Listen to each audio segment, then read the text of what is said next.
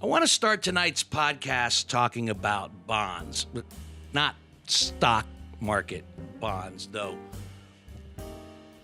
I hear in 2019 that might be the less volatile financial way to go, but don't take your financial advice from me. I drink whiskey and talk for a living, and my current financial plan is with the Ohio lottery, hoping that I that I win more than I lose in Keno.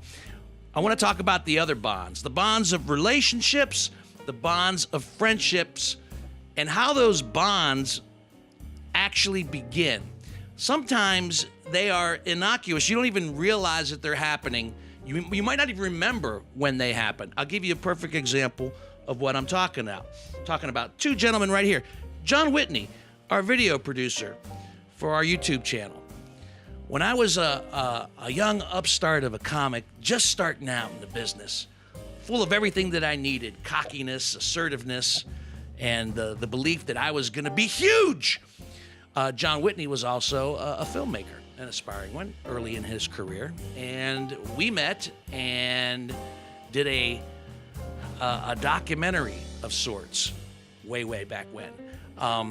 And after that, we kind of drifted.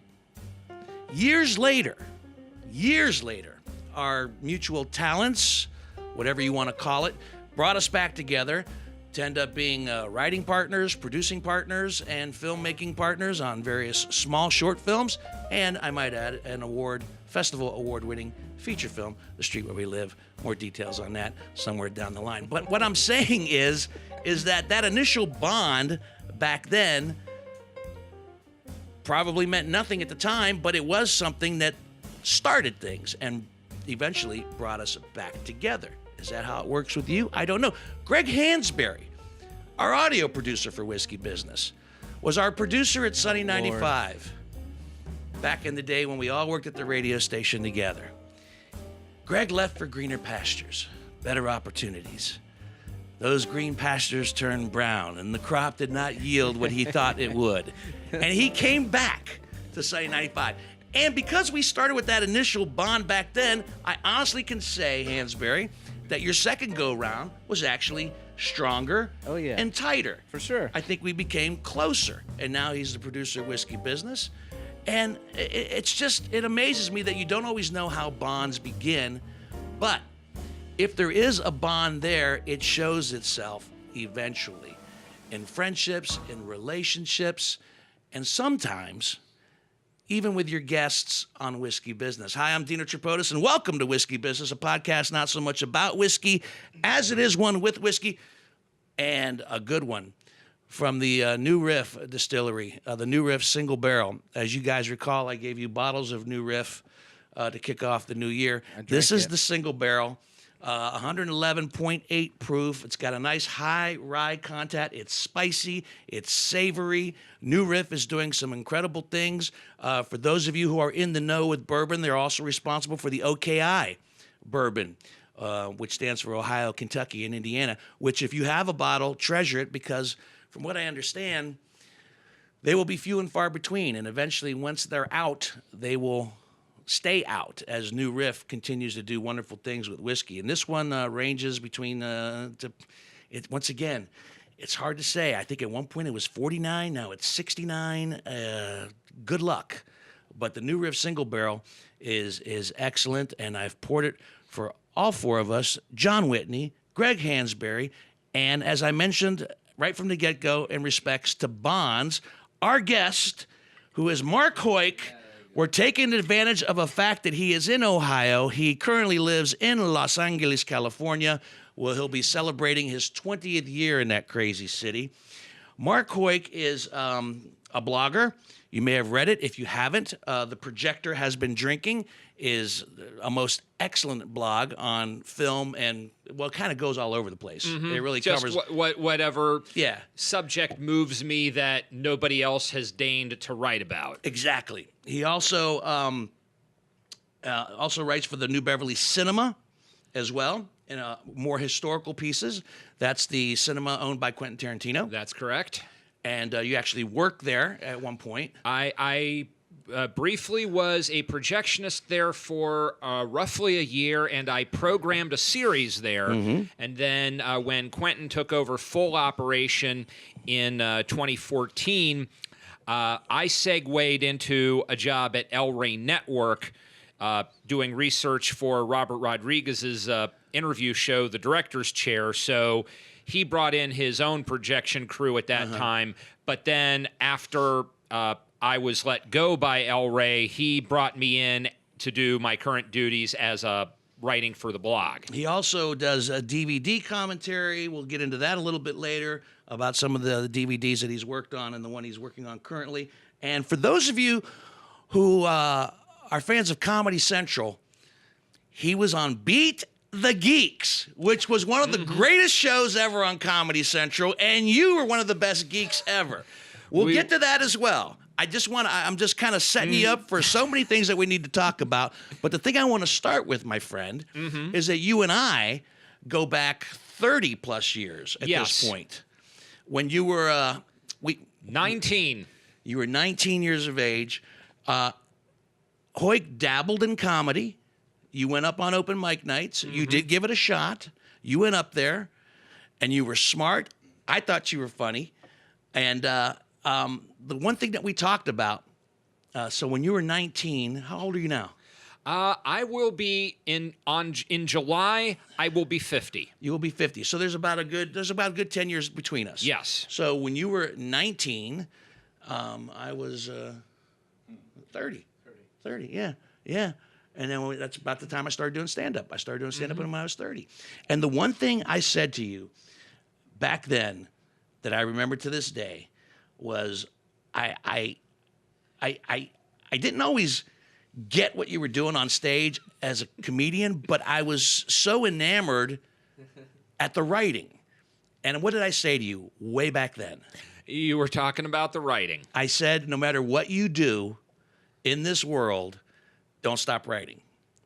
Be the creative person that you are, because you're an excellent, excellent writer. Well, you were most correct there.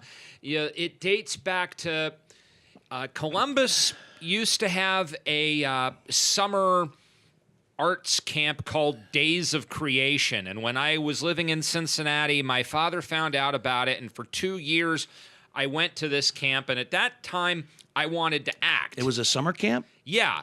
Days of Creation. Yeah. It sounds biblical. Well, it's like a lot of the primary staff lived in Columbus. I think the campsite was in London. And for 2 summers, I went there, and I was focusing on acting, but a lot of the counselors were saying, what his real gift is his writing. And at first I thought, but I haven't written anything. How do you know that? But it was when we were doing improvisational games, the scenarios I was coming up with and the ideas that were in my head. So they knew, you knew, and I was a little late to the party. Yeah, but eventually you caught up. Oh, yes. Yeah. Do you consider yourself to be a writer now? I do. You should. As well you should. I mean, the blogs, the commentaries, everything that you do. The unproduced screenplays. That's a gem I have for later as well.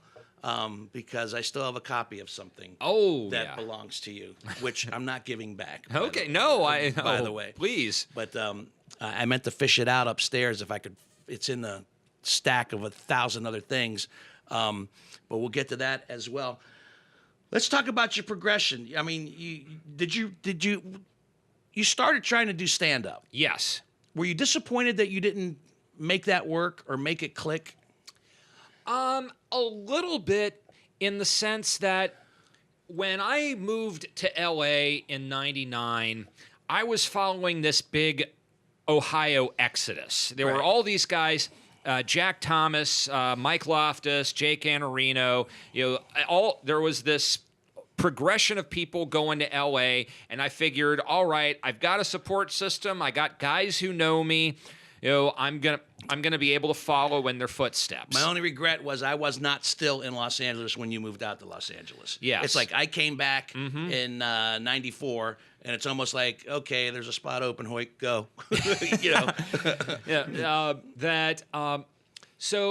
And to this day, I love the art form. I love the fact of the minimalism of just you and a microphone and the stuff in your head. And like, I think I never say that I've given it up for good, because I have a Twitter account and I'm constantly posting jokes there, the kinds of stuff that I would have turned into stand-up. There's a lot of different ways you can get your comedy out there now. Yes. Is, what you're saying. And so I've never completely abandoned it. I miss it in that when I was doing it here in Ohio and for a spell in LA, the people that I got to see on a regular basis and banter with after the show, the after hours coffee clatches, those are the things that I miss most. Did you realize, even when you started doing stand-up way back here in Columbus, did it ever cross your mind that you were too hip for the room? Oh, always. Yeah. The kind. I mean, I never really wanted to do, the same stuff that everyone else was doing. I knew that I needed to create my own niche, and you didn't. And I don't know if this was a description I gave myself or if somebody else gave it to me, but that at one time I was like, I think somebody described me as the Kubrick of comedy. That I was. That's a great description. It would take me a long time to create some sort of weird esoteric thing that I'd come on stage with, but once I did it, the fact that I was the one doing it and people were saying, "Oh, okay," I mean, me personally, it wasn't so much that I thought I was too hip for the room. It was that people were saying, "Oh, you're a New York comedian." It's like, no, New York would eat me alive. It was like I was a platypus. I was too Midwest for New York, and I was too New York for the Midwest. Thinking back to those days, I don't know if that's entirely true. That might have been just a self-doubt on your part. Maybe. Your part. But, speaking of, like, being the Kubrick of comedy, you would get... on open mic nights, you would get 3 to 5 minutes, 5 to 7 minutes, and sometimes Hoyt would have one premise that took every one of those minutes, yes, to get to. I want to see some of this stuff. Are there some YouTube videos out there floating around? There's as yet there's no YouTube of me doing stand-up. I think I've still got some tapes. That's a damn shame. That's a damn shame. Have you got some videotapes? I've probably got the tapes that I sent to Tom Sobel to try and get time out of him. And I think maybe like one of my comics for Christmas gigs that I did in Circleville back in the. I might have that. I might have that on DVD. I might have that. I don't know. I can't quite call it a headline gig, but one of the comics for Christmas gigs I did, I still remember so fondly because it was in a theater that was doing community theater, and they left the stage set up, and it was. I love it already. I think they were doing Picnic by William Inge. And so there's like a doorway and an entrance and a porch. There was. And so they introduced me, and I come through the door, and first I sing, "It's a beautiful day in the neighborhood." And I looked at the stage and I said, "Welcome to the Tennessee Williams Christmas special." And to me, that was just throwing down the gauntlet. Did they laugh? I can't remember if they laughed at that. I think they should have. They should have yeah. laughed hard. They should have laughed hard. Yes. I mean, He's a genius.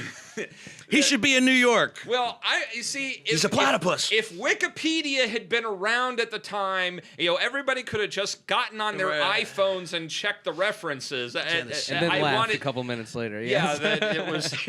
Well, no. Yeah. Remember, I think it was Geechee Guy who said, some of these are joke grenades. You got to pull out the pin and wait 8 seconds for the laugh. Yeah.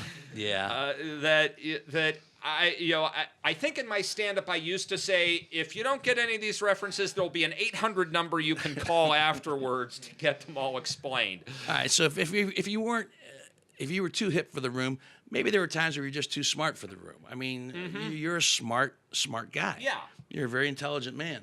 But you did end up using the comedy, and ironically enough, when guys were struggling in the business, trying to get on television, you score a gig on Comedy Central. Yes, the biggest, dumbest luck of my life was getting Beat the Geeks. And the way that came about was... Now, Beat the Geeks we can find on YouTube. Yes? It's very hard. Really? It's Comedy Central Archives. Well, Fox Television produced the show with Comedy Central, so I think they own the copyright on it. Because it seems like most times when someone has uploaded something from Beat the Geeks, Fox Fox is very vigilant about pulling their stuff off of YouTube when it's not licensed. So it seems like every time somebody put something up from Beat the Geeks, a month later, the computer would pull it down. Interesting. And plus, fuck it, I can say it, that I was supposed to get residuals after the 10th airing of an episode. Right. So after 9 airings, they stopped airing them. That's why you never see it in reruns on Game Show Network or any of the other places where, you can see match games from the 70s. I mean, you can probably still see Kennedy hosting Friend or Foe, but no. Fox Television took the tapes, buried them, and salted the ground. Oh, we are God. never going to see Beat the Geeks again. If you taped them, hold on to those tapes because they're gold. I'm gonna keep a good thought. All right. And if I haven't found any yet, but if I do, I'll make sure I send you a link. And I'll post it on I would think that he whiskeybusinessshow.com. probably has searced it like something that was lost in the every Bermuda so Triangle. often They'll somebody pop up. gets something through. We didn't ask Swarty. He's the TV geek. Yes. Dan Swartout. Dan Swartout Oh my is- God. He's got the DVD copies of them. So on that same note, especially in the last 5 to 10 years, I would think that premise for that show, since geeks are hip and fashionable and so forth, that the Comedy Central would bring it back. You would think that, but it also occurred to me, if Comedy Central were going to bring it back, do you think they're going to bring my old crusty ass out of mothballs? Yes. No, they're going to find somebody younger, handsomer, and hipper than me to do that shit. Be like the OG geek. I mean, like, toxic as his reputation is, I have to give one bit of credit to Chris Hardwick when he was doing Midnight, that he brought Paul Goebel on the show to do an appearance, and when I went in the audience to cheer him on, he remembered me. There you go. He didn't put me on the damn show, but Let it out, Hoyt. Let it out. It's okay. It's all right. Well, These podcasts turn into therapy sometimes. It's okay. Well, it's all right. History forgets a dying geek. Yeah. Before it's all said and done, we'll be talking about your mother and father and the troubled relationships you have there. The reason I'm in town is it was my dad's 80th birthday. Oh, God bless. Yeah.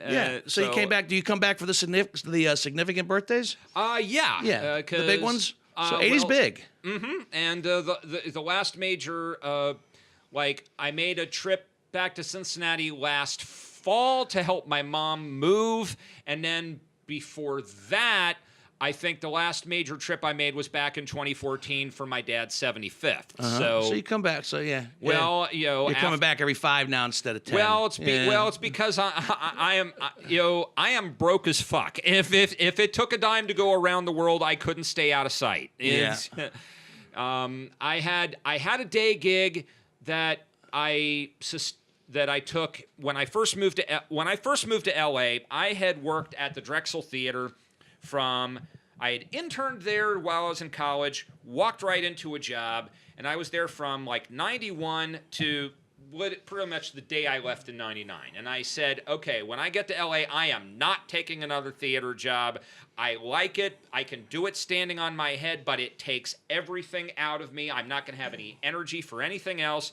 But I was going to get a mailroom gig. I was going to get an agency, something. But then after 3-4 months, nothing was panning out. I was temping at a bank campus in Chatsworth, and I don't know what I did. I know it involved 401ks, but I did this 5 days a week, 8 hours a day, And there wasn't a day I didn't fall asleep at my desk. And there was no incentive to work fast because it never stopped. You go through that whole cart full of folders and they just bring you more. So finally it was like a job opened up as assistant manager at the New Art Theater in West LA. And it's a very, very august theater. It's the flagship of the Landmark Theaters chain. A lot of history there. Pink Flamingos played there for 10 years. Eraserhead played for 7. Harder They Come played for 3. I mean, midnight shows, not full-time. And it's like, okay, I know I can do this. I'm going to take this. And I was there for 14 years, and sure enough, it did kill a lot of my momentum for doing anything outside of there. But then I finally got frog marched out the door in 2013. When you say frog marched, what do you mean? They just closed it up, or you got fired? Oh, no, they fired me. Why'd they fire you? I pissed off the wrong person. Who was that? Can you say? They're nobody. That's just it. It wasn't like, some director that I ran afoul of or some executive. It's some pissant who was fuck it. It was a midnight show. I was off the clock. But, I'm hanging out to see a movie that I've never seen. I'm sitting in the very back of the theater. I am trying to be as unobtrusive as possible.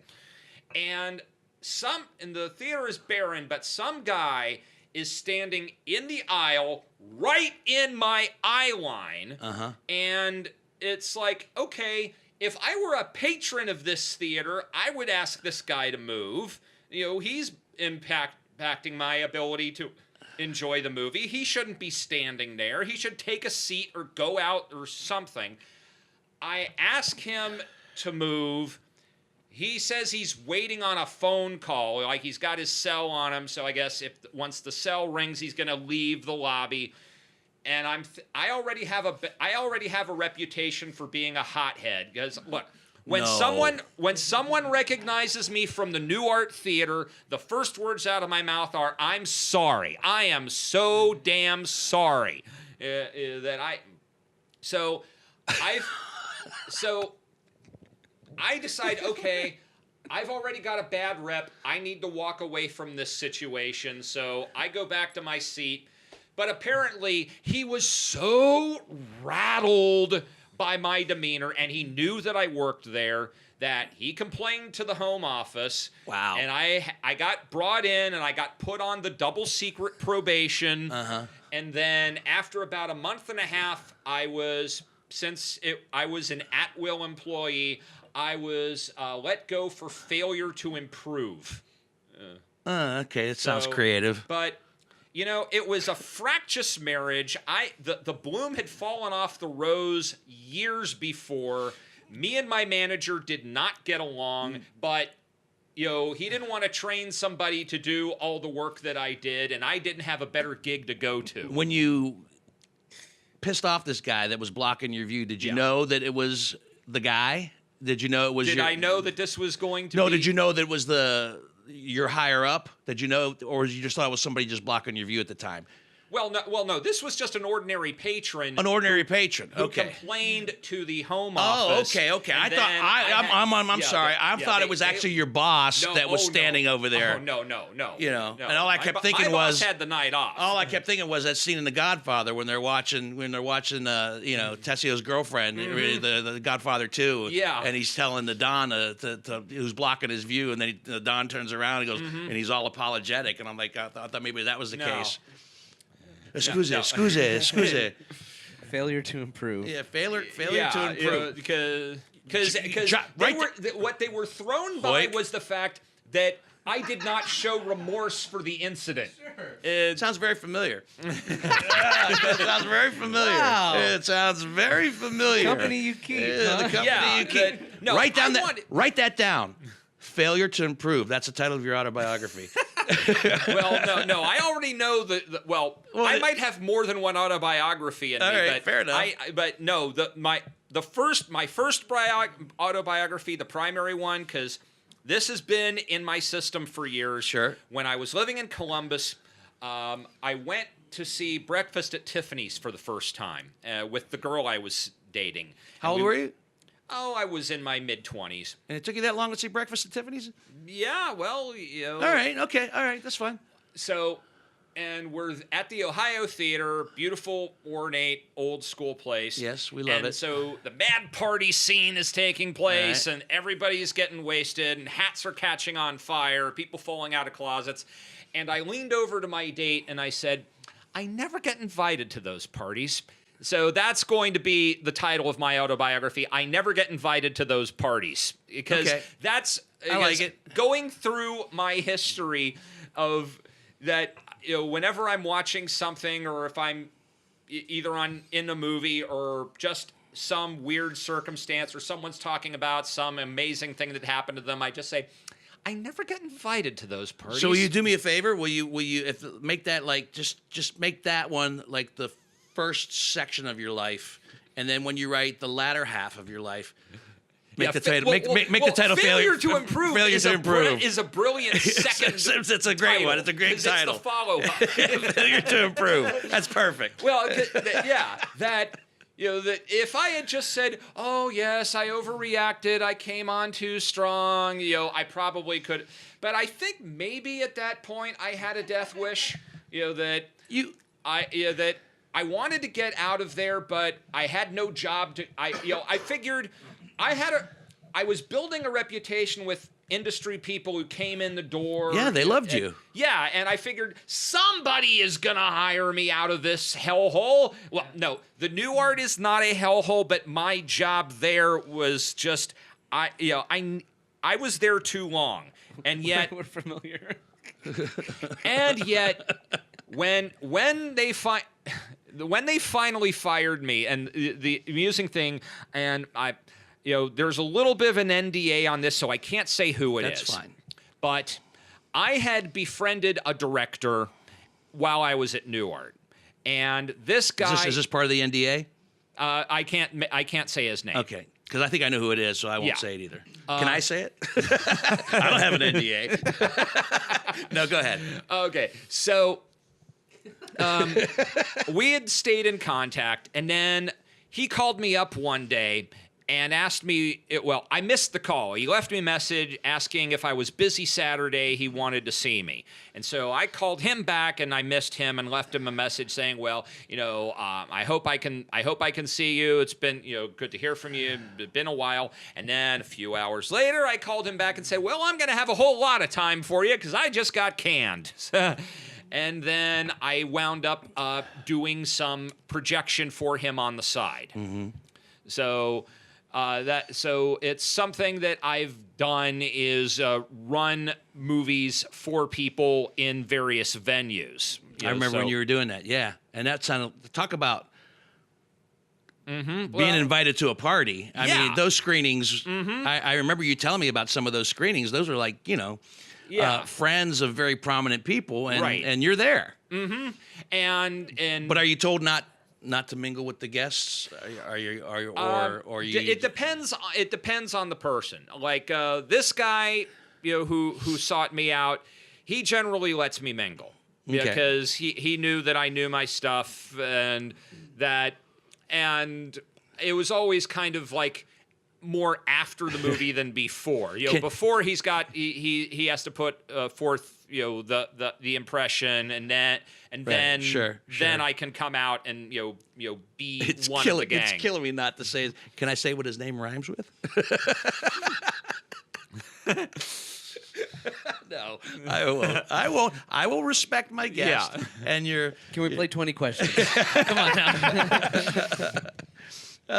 It's a he. We know that much. Yes, it's a he, and that's a damn shame because we need more female directors. Okay, all right, yeah, I want to talk about that too a little bit as well. I want to get your take on where you think the cinema is right now and so forth and so on. But I kind of want to get this recap as we go along. So you start working at the New Beverly Cinema. Yes, and you start writing. Like what you call historical pieces about the films that come there? Are you writing about the films? Well, or are you writing about the people in the films? There's how they relate to Los Angeles? Well, there's three. Like there's there's three kind of articles that I write for the New Beverly. Like, the standard one that I do is if they've got a double feature playing, I'll write about both movies and provide a little bit of detail about each film and why it's interesting and why you should come see it and why they're playing together, the thematic tissue. Or sometimes there'll be a larger version of that. Like at the beginning of January, they did a week-long run of The Godfather, but on subsequent nights, they gave it a different second feature of a similar movie that was made at the same time. And I wrote a big omnibus about them all. Like Sunday and Monday, they played it with the Valachi Papers. I was going to say, Peter Moss, Valachi Papers. Yeah. Wednesday and Thursday, they played it with The Gang That Couldn't Shoot Straight. And Friday and Saturday, they played it with The Don Is Dead. And I wrote a big article about all the movies and how they tied into each other, like the fact that the Valachi Papers was published before The Godfather was published. Correct. And that Dino De Laurentiis was going to sell the Valachi Papers to Paramount, and they were going to release it after The Godfather, and then they got threats, and they backed out of the deal, and Dino had to go to a fixer in Florida to get the heat off of him so that he could sell it to another studio. Right. Or the fact that Pacino was going to have a small role.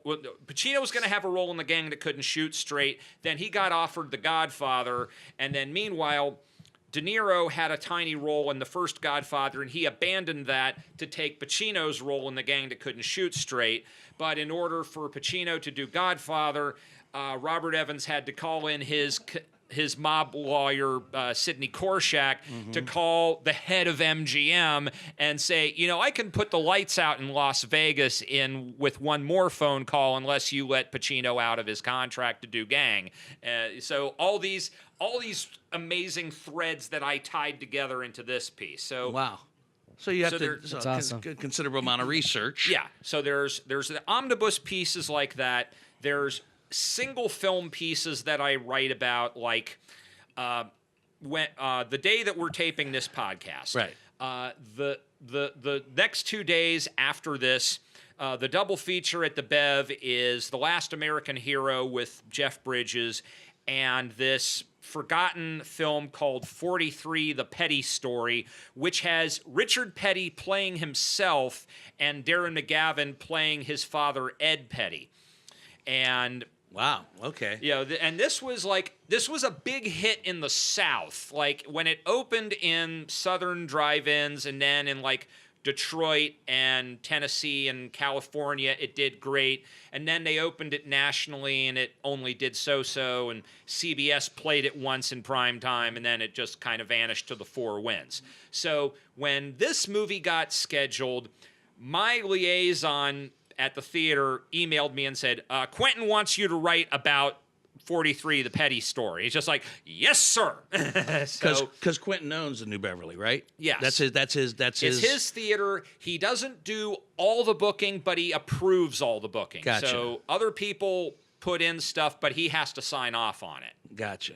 So I look up 43, The Petty Story, and there's like very little on the web about it. So I mean, I find as much as I can, and then I go to the Herrick Library in Hollywood to go through their archive to find more stuff, and then I write this piece because I figure, okay, not only is there nothing about this movie on the web, so this is going to be the first significant thing, but this is going to be the definitive thing about this movie for a long while, so I've got to make this really good. So it's not just a matter about writing on the history of the film's production, but like L.Q. Jones is in the movie playing an antagonist, and it's a fictionalized character, but I'm like, okay, well, who is this based on? They're clearly, because the Petty family had all this input on the movie, so there was somebody in their history that pissed them off, and I got to find out who it was.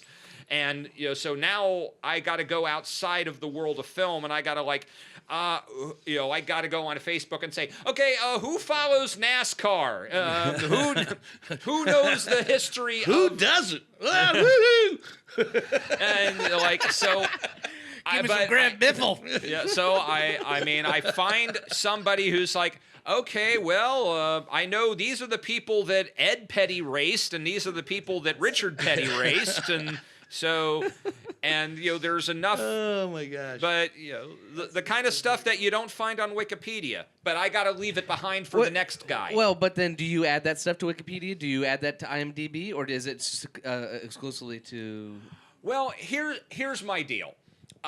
If I find something that I think is worth adding, I'll add it later. I want a little bit of time where I've got the exclusive. Sure. Let somebody else read my article and then add it to Wikipedia, because I am the kind of guy who will, of my own volition, go to IMDb and add missing credits or correct them.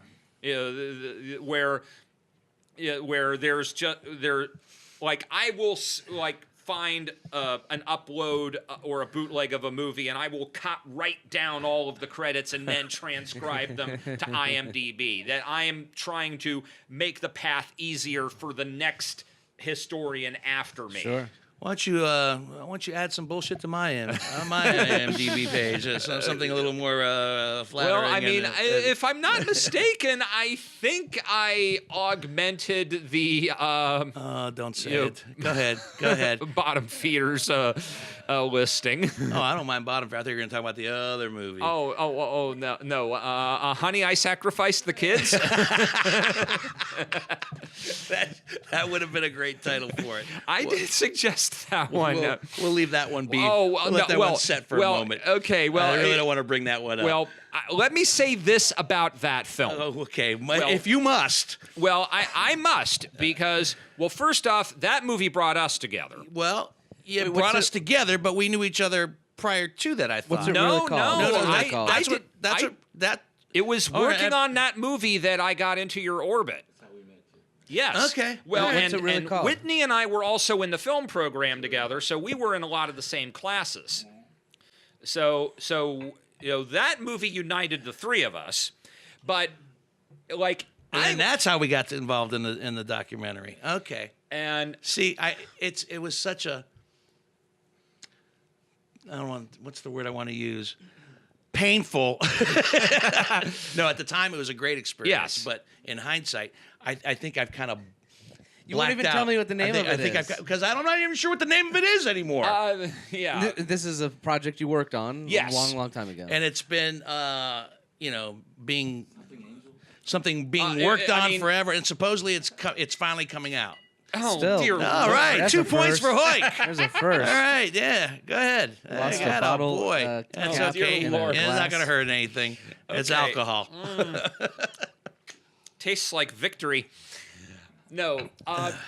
Well, In the NASCAR checkered the working flag. title of the film was Fallen Angels. They've toyed with other titles. There's enough does distance that it might go back to that now that there was a big explosion that never got filmed. And now, thanks to the miracle of CGI, I think they faked it. So this is a 20-year-old. Oh film no, that's 30. this is older than that. No, Yeah, and Well, now I mean, they're it was gonna- it was Oh, 99. yeah, we didn't see It was this. 1989. 1989. Yeah, it's not It's good. gonna look like a VHS tape not recording, good. isn't it? Well, I mean, And Hoyt compared to some of the stuff I've seen, it might actually hold up better. And It's campy. Now it would be Yeah. considered very campy, and if you look at it that way as campy, but at the time we were doing it, we were all very serious. Oh, sure. Very, very, very Well, serious. well, Very serious. We this had, is we fine had dramatic fare we had that we're a doing fighting here. chance of getting distribution because in '89 you could still be a regional filmmaker, and if you had enough polish to your product, you'd get a decent home video deal, maybe even a brief theatrical deal, and you.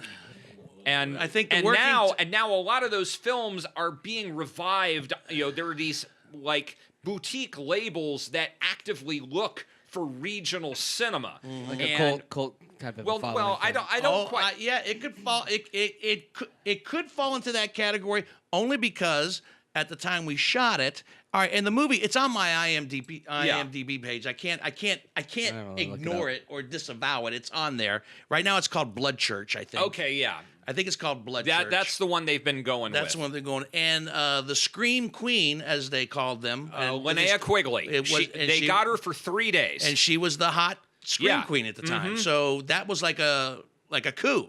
Yes, we got her for 3 days. Once it was announced that we got her, all these people were saying, well, we want to see this when it's finished because, we love her and we think we can get something. So as the film was limping slowly towards completion, long after she had done her time and left, me, in my naive, altruistic nature, thought, okay, we've got to get this film finished. So I put in $1,000 that, I had accumulated from when, I got my first savings account at age 13.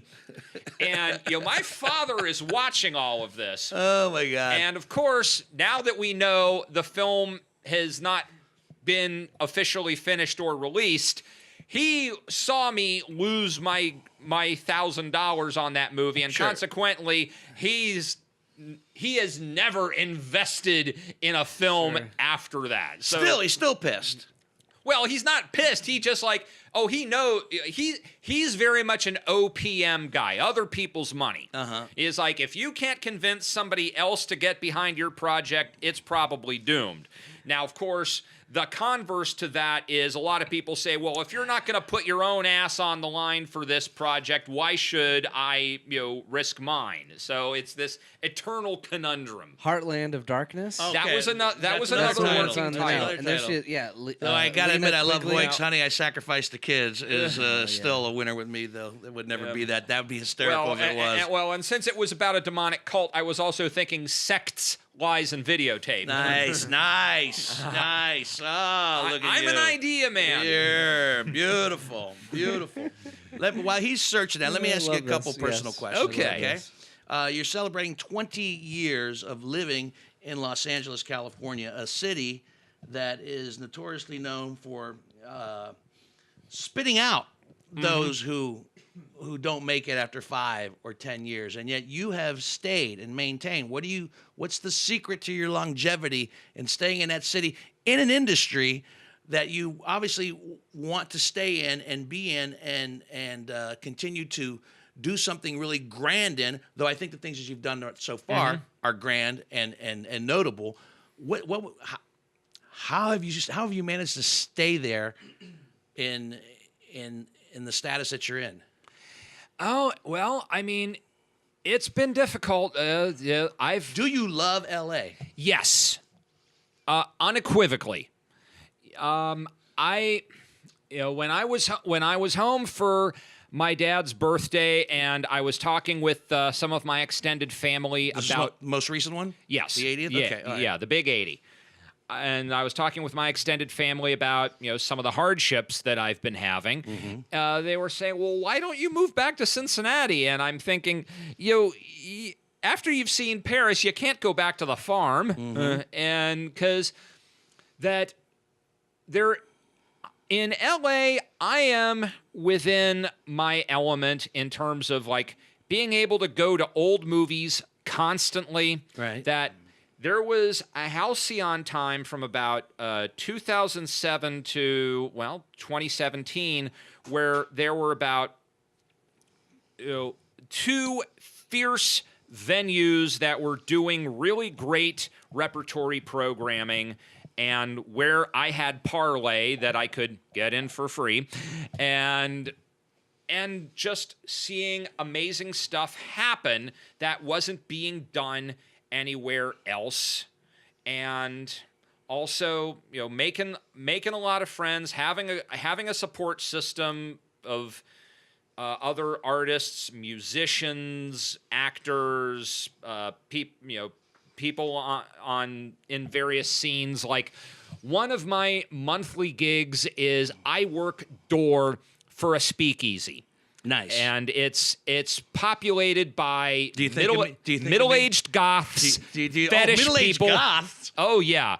Yeah. Okay, not my kind of speakeasy then. Well, but I mean, Far cry from the flappers that you're used to. You had me at speakeasy, and then you lost me on but golf. they're beautifully dressed. Oh, I'm my sure God! they are. Oh, I mean, they're out for an evening on the town. They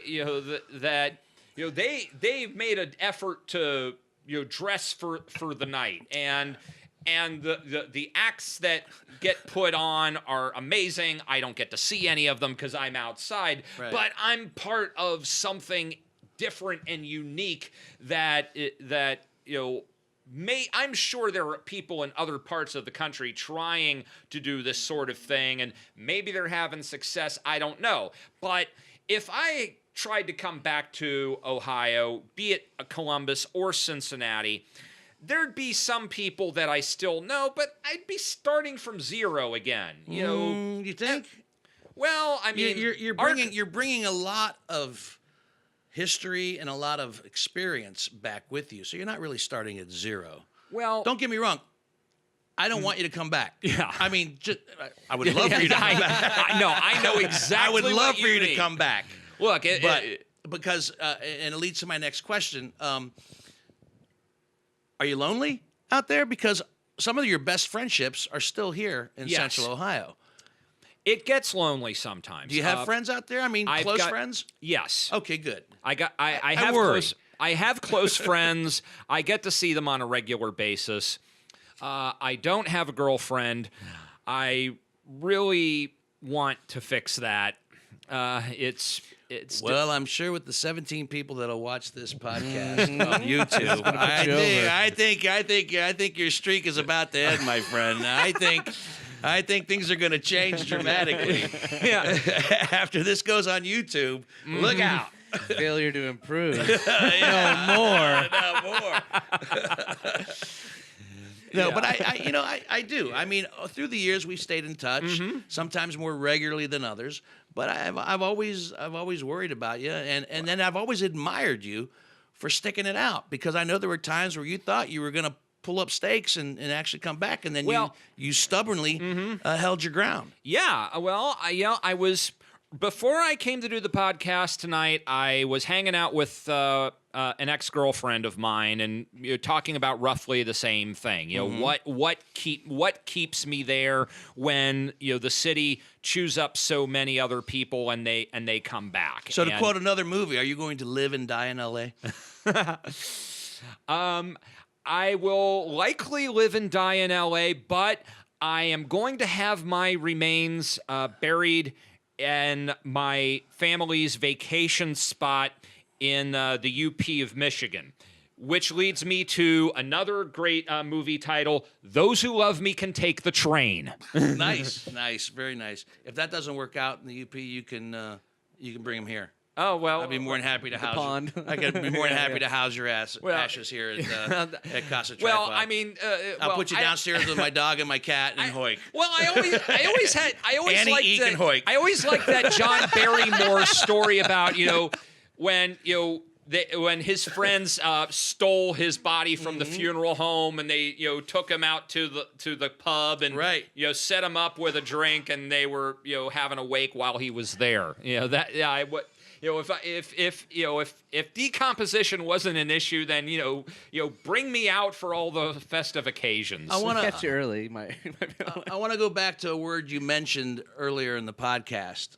You say you're a hothead.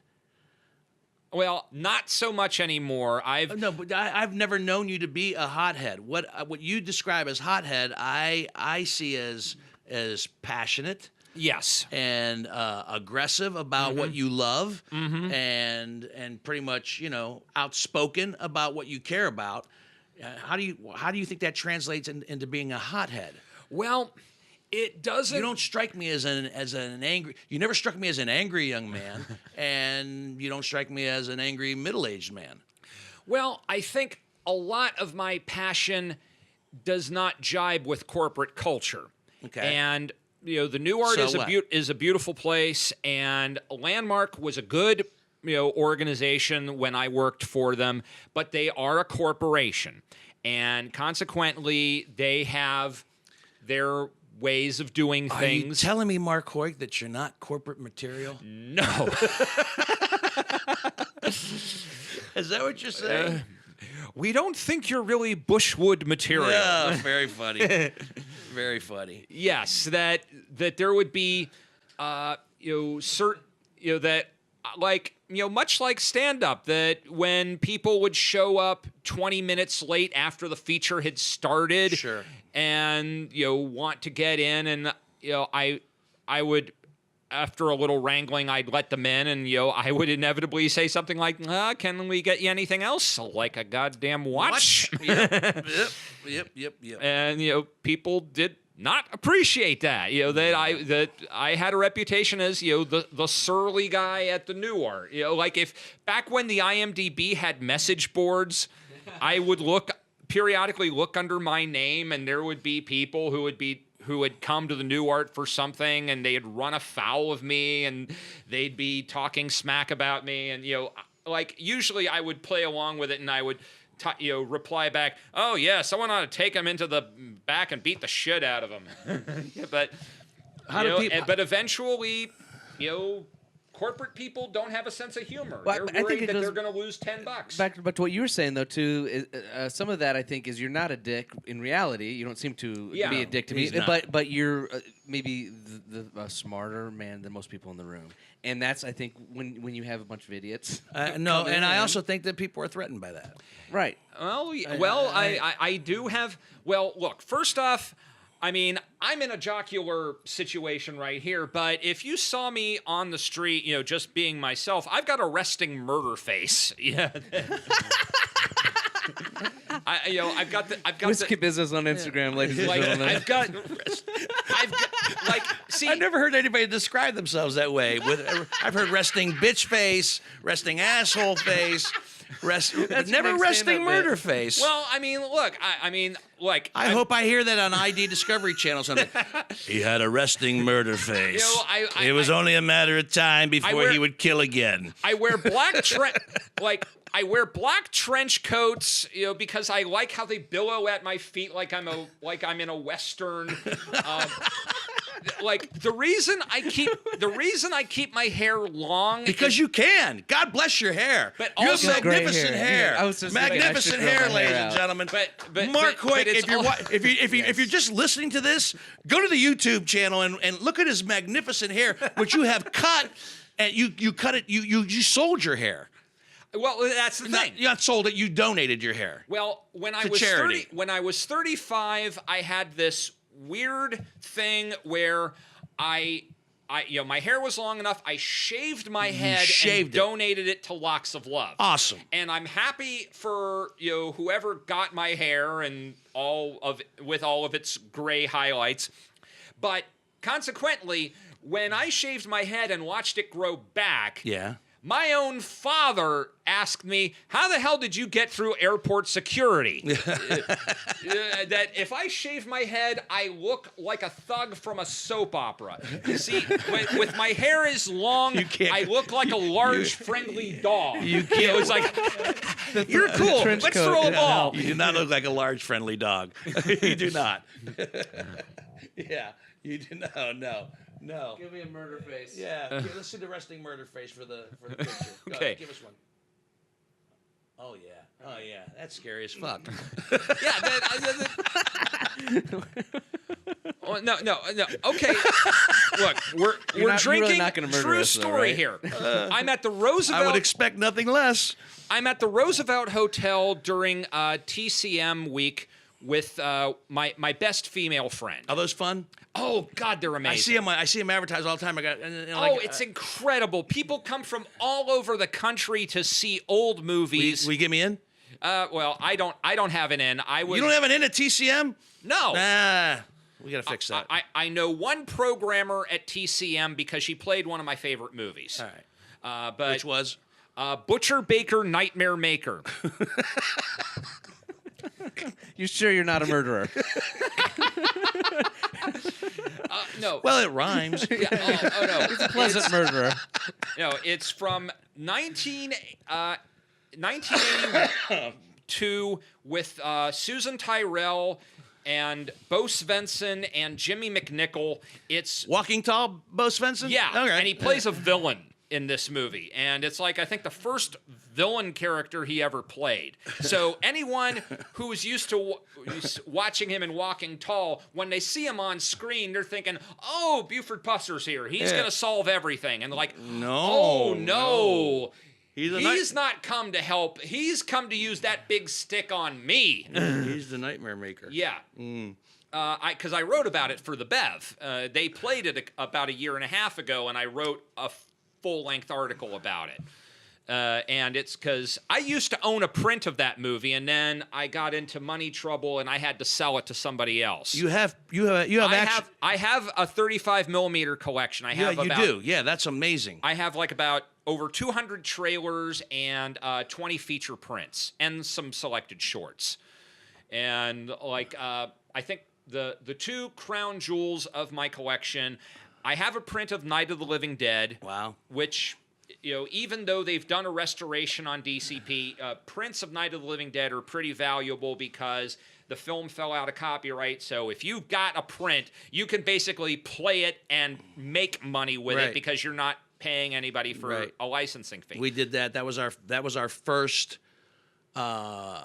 That's the first film we did on Night Owl Theater when we started showing them in the theaters with Fritz. It was our first film, was Night of the Living Dead, and part of the reason was we didn't have to worry about it because it fell out of copyright. Yeah, and also they're starting a George Romero tour in Pittsburgh, I think, because he's from there. So they're starting all that. So maybe that's something that you could. Well, I've loaned it out for other screenings before, and my other. You've loaned it out? You didn't charge them? Well, so far, the only people who have borrowed it have been friends of mine. So, and I have gotten free prints in return from other people. So it's a very karmic thing. Okay, all right. Like when I was doing, you're bartering. Yes, I'll let you. I'll loan this to you if you give me. Exactly. So forth and so on. Because.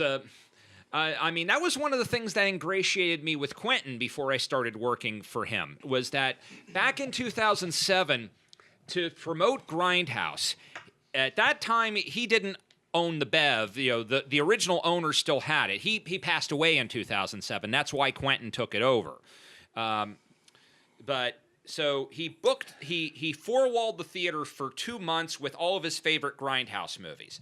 And one of the movies he played was Tunnel Vision, which was this big sketch comedy movie from the mid-'70s. I remember that one. I remember going to the drive-in to see that one.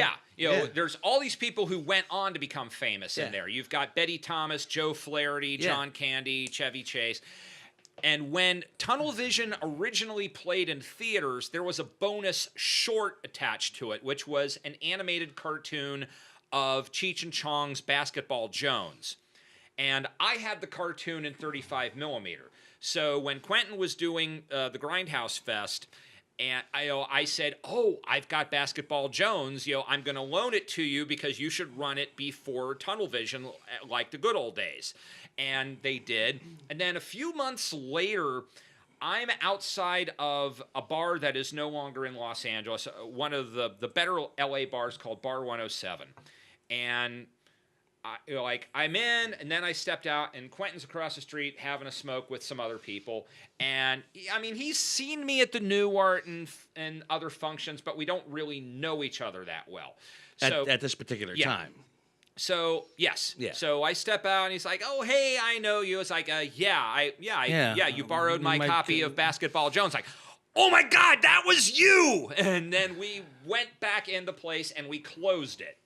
So, nice. And I think that was the turning point in my relationship with him.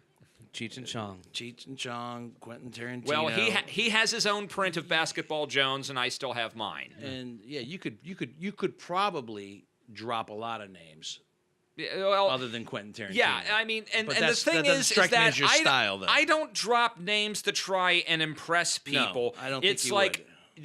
I am still a 13-year-old kid who is amazed that I get to keep company with all of these people who do amazing stuff. And it is not just people who are famous that, like, my best female friend is an archivist who does a podcast, and it's a great one. And my best male friend is this amazing musician who has produced. He does his own stuff, and he produces records for other people, artists who haven't recorded for 40 plus years that he coaxed back into the studio. That I just get to be among really inspirational people while I'm in Los Angeles. Which is why I think, we joked about the titles of the books, but have you put anything into book form at this, at this point in your life? I mean, you have not book, you have books that you could write based on your experiences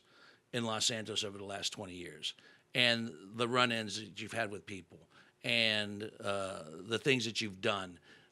And there's a lot of people who love inside tracks, as you probably have discovered with your blog and your DVD commentaries and so forth and so on. When are we going to see a Hoyt book? Well, for starters, when somebody will give me an advance to write it so that I don't have to, worry about my rent. Yeah, I understand, but you could still work on it and put it out there and query and so forth and so on. And then if you have a book, not to drop Mr. Tarantino's name again, but he probably knows somebody. Sometimes you just got to ask. Well, when you're Quentin Tarantino, everybody wants something out of you. I think I would like to think that one of the reasons I have a decent relationship with him is that I'm the one guy who's not posing like an Egyptian hieroglyphic. I'm not asking for anything, but he's probably being asked by people who have things and have done things and are asking for more. Maybe he turns around and says, "This guy's never asked me for a goddamn thing in all the time I've known him. And all he wants is a connection to a potential publisher for a book about something I love."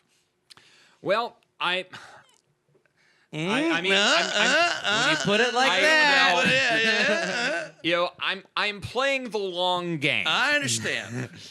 Yeah, because all right, I can't quite go into detail about it, but I have a very tiny presence in the next Quentin movie. Okay. Wow. The one that Once Upon a Time? Yes. all right. It's got all the fancy people in it. Yeah. Mm-hmm.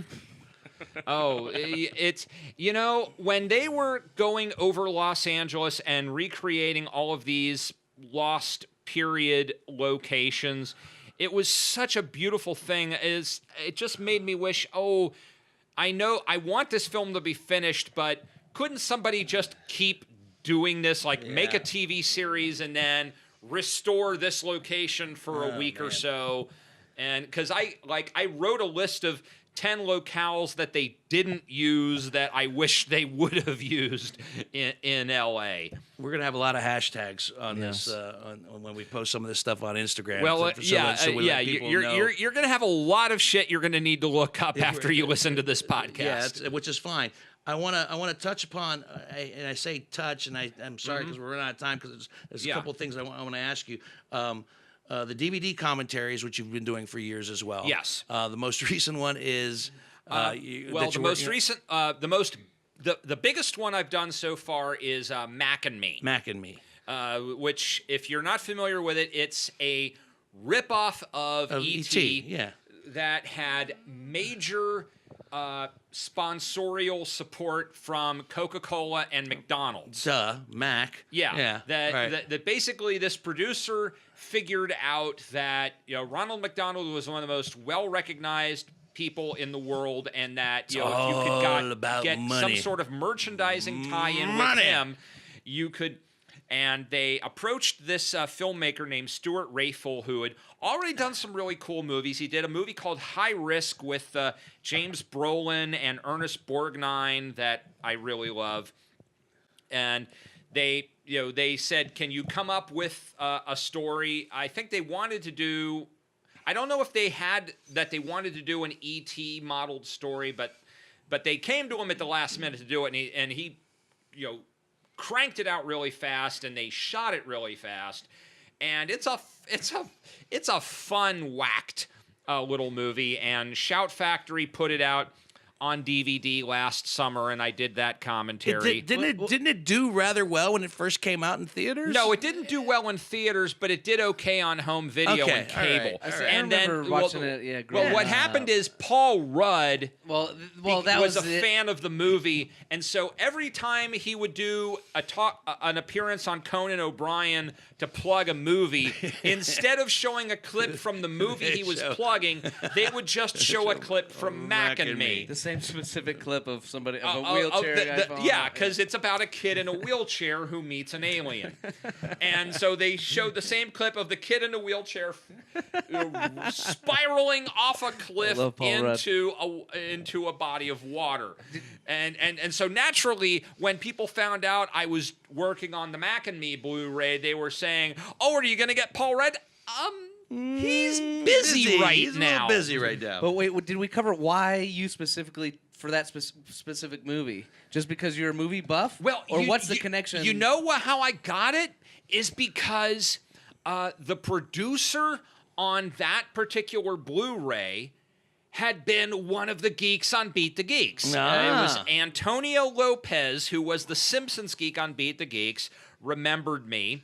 And he knew that I knew stuff, and he was like, "All right, I'm working on the Mac and Me Blu-ray, and would you want to do, if I can get you past all the other people at Shout Factory, would you moderate a commentary with the director?" And I said, "Hell yes." And I've done another commentary for Shout Factory. They haven't announced it yet, so I can't announce it ahead of time. It's a great tease. That's fair. It's a but good tease. The other we'll big, keep an eye out. Most of the DVD commentaries I've done have been for really small drive-in films on small labels. But the other big studio thing I did was I did a Blu-ray commentary for V.I. Warshawski with its director Jeff Canoe. With Kathleen Turner? Yes. Yeah. And from the Sarah Paretsky novel. Yes, yeah. And that was a fun talk. I'm a mystery guy. Yeah. It's a great character, which was not done justice on film. Right. Yet. I can't believe that they haven't come back to that well, because that's a great female character. All right, so let me shift gears for a second, because like I said, we're running out of time, and I have one big question. Before it's all said and done, we'll let people know exactly where they can find everything associated to Hoyt. But you mentioned something earlier in the podcast I want to come back to. Not enough female directors. We're getting more female directors, but you still say there's not enough female directors. And one of my big questions for you is, where do you think the state of movie making is right now? I mean, as far as what we're getting and what we're seeing, do you think we're losing touch, or you think we're coming back to something? I think we're in a period of transition, and transition periods are always very difficult because there's going to be resistance. Because, like, you listened to the podcast. We talked about what I consider to be the greatest decade of movies ever. We talked about the 70s. Oh, yes. All right? Oh, okay. God, the and 70s are so great. And some people say, oh, the 80s had some of the best movies. Everybody's got their favorite decade. And I think that part of it is when you grew up and what you saw. So that's why you identify with certain films.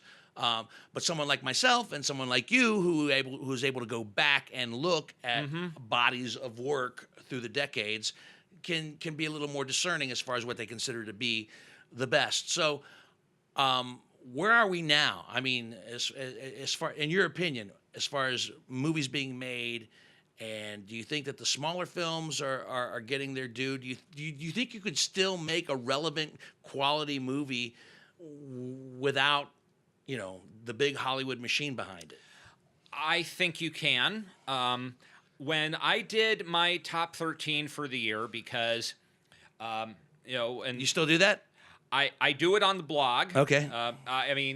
For the listeners, from about 1992 to 2007, I would make Christmas cards with my top 13 movies of the year, and I'd send them out to... No, best Christmas card ever. Because then you either feel really smart or really stupid when you get the card.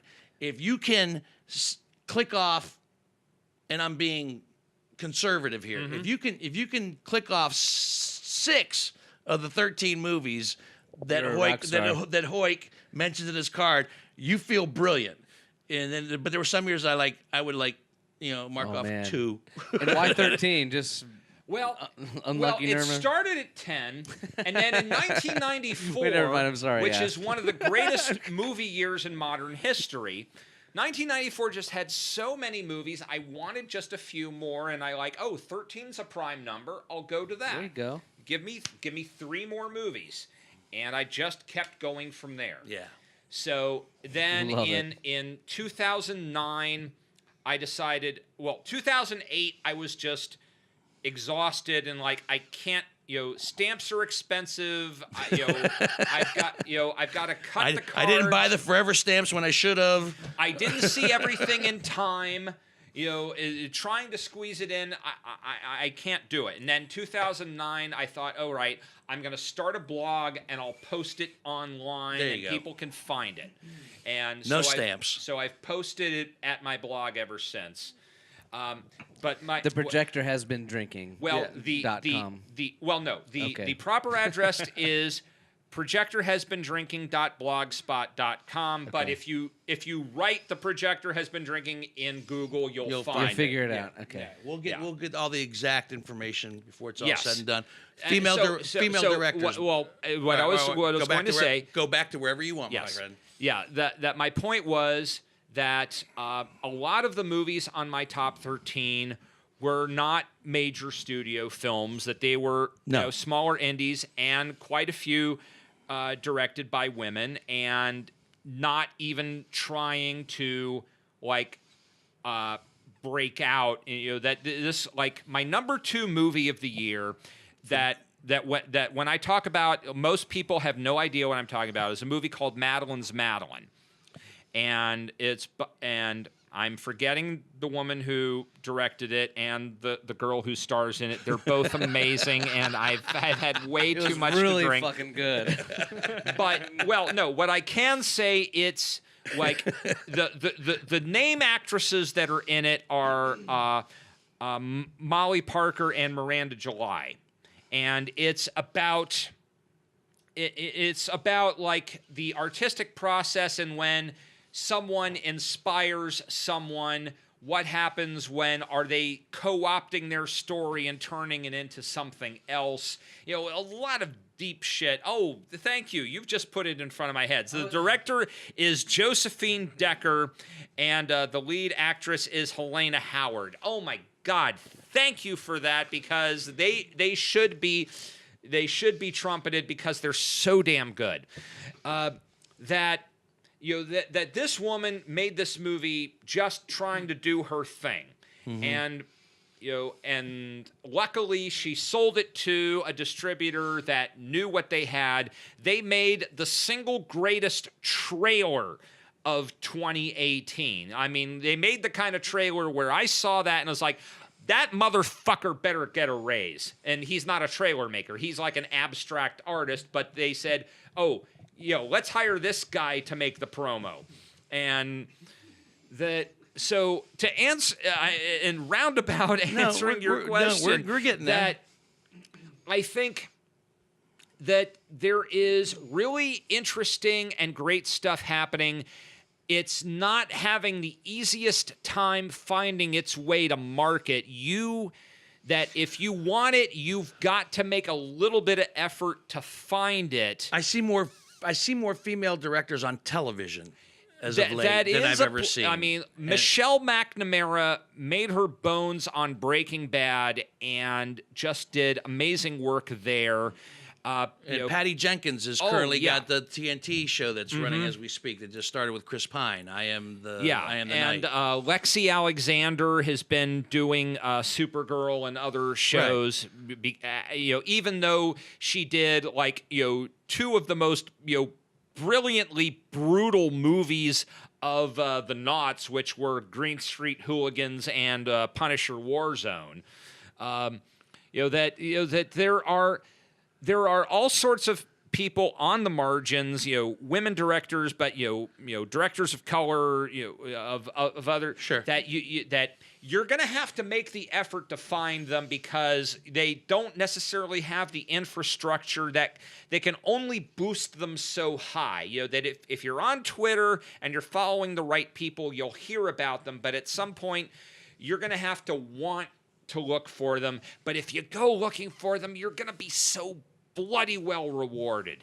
There you go. All right. I think you covered the base on that pretty well. I have one last thing to ask you. It's kind of a Hoyt fun fact, if you will. All right. You talk about your 20 years in Los Angeles, struggling financially from time to time. But are you not, Marc Heuck, sitting perhaps, God bless your father for being 80 years of age, are you not sitting on a turkey empire as we speak? You know what I'm talking about. Oh, I know exactly what you're talking about. Your father. Well, technically, it's my great-grandmother. Your great-grandmother, but it's still a Hoyt product that you can find still. Yes. In stores as we speak, especially around the Thanksgiving holiday. Yes. What did they invent? My great-grandmother, Matilda Eisenlohr Heuck, and my name is Mark Edward Heuck, so I'm de facto named after her. Right. You're the M.E. Heuck. Yes, that is correct. Matilda Eisenlohr Heuck invented and patented the turkey lacer. The turkey lacer. Wow. Yes, ladies and gentlemen. That is, if nothing else is a takeaway tonight, this as we close. As my friend, film critic Dave White said, I am the Paris Hilton of kitchen gadgets. Yes, you are. The Hoyt turkey lacer. Yes. You sit on that empire. Well, the empire... Well, the problem is that in the noughts, my father sold the company to other people. What? The Hoyt name exists. It the does. Hoyt name remains. And the turkey lacer remains. Around Thanksgiving and Christmas, you'll see the big yellow card with see it the every turkey year. on it. I smile. Yes. And I buy one every once in a while, even though I don't lease a turkey. Yes. When you think of hot meat, think of M.E. Heuck. M.E. Heuck. But no, the entire kitchen gadget company got sold to another person, a very good person who has kept the name alive and is still in contact with my dad, was present for my dad's 80th birthday. Nice, there you go. For all practical purposes, there are no actual Hoyks running the Hoyt Kitchen Gadget Company, but my name is still on. My name is still there. It's still a barbecue tools, can openers. Yes, I'll be damned. It's a part of history. It's a part of kitchen history. Yes. If you look in your drawer tonight, in your kitchen drawer, you will likely find something with my name on it. There you go. And you got no piece of that. No.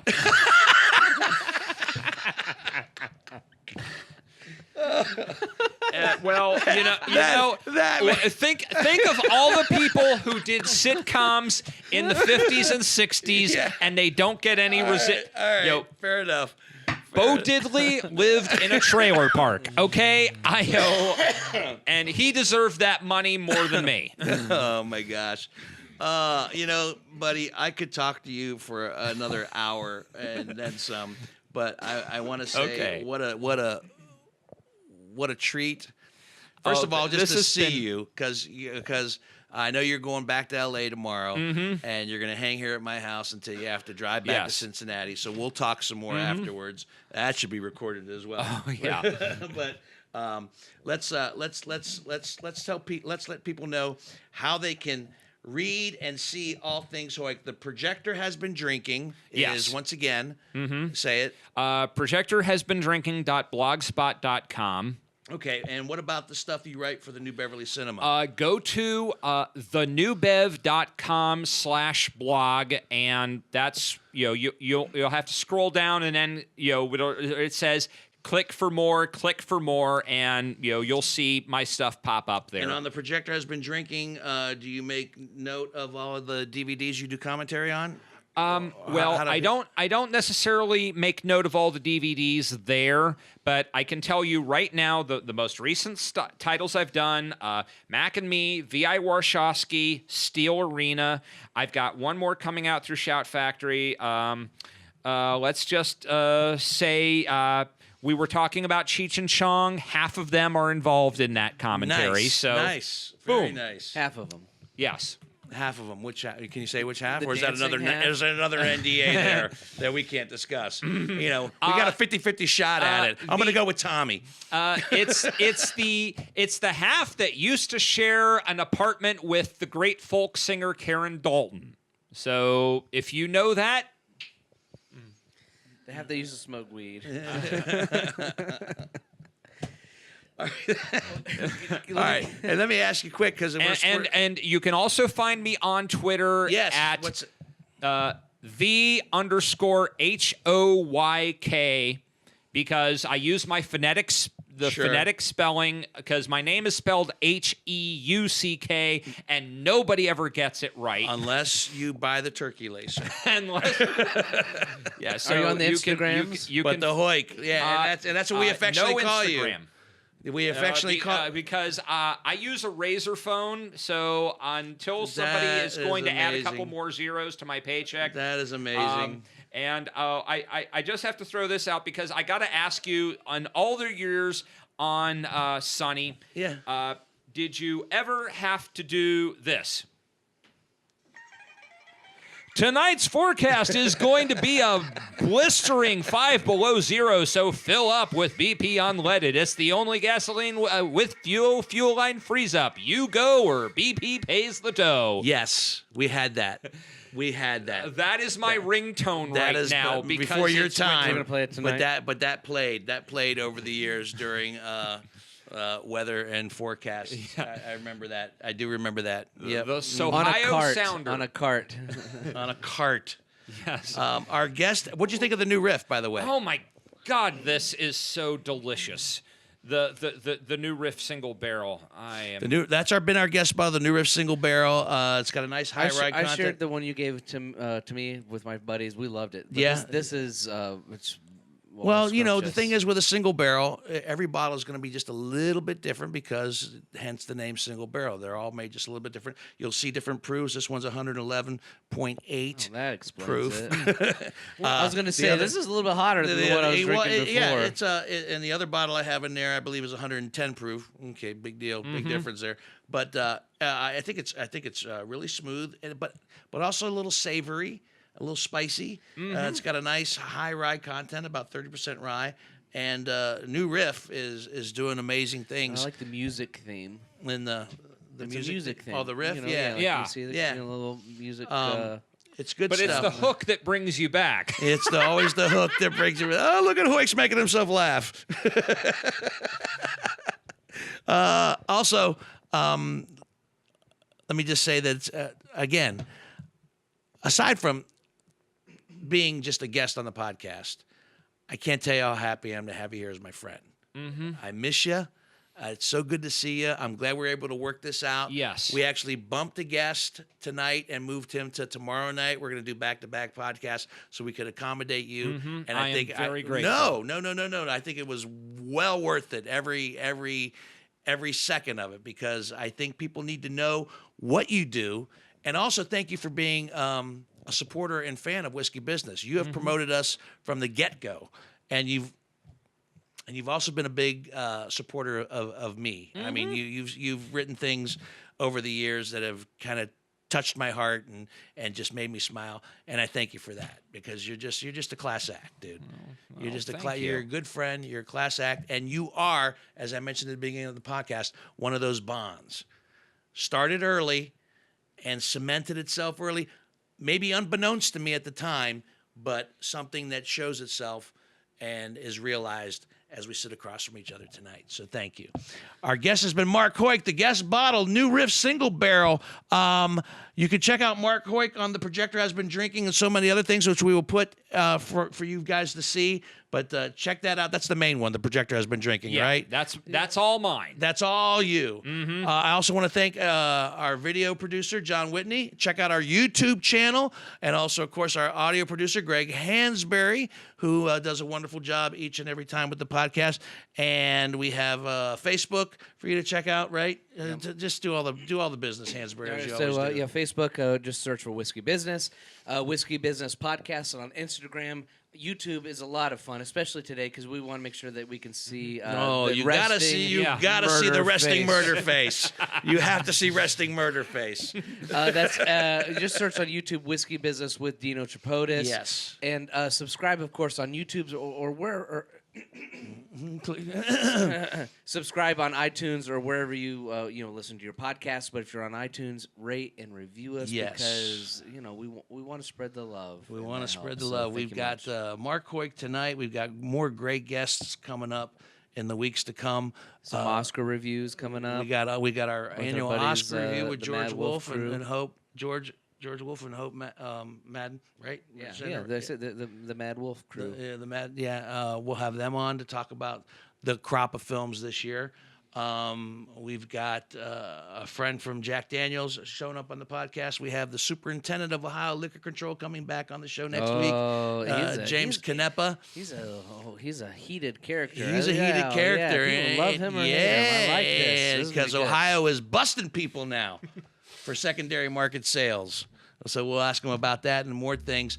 My name is Dino Tripodis, and this is Whiskey Business, the podcast. Thank you so much for listening.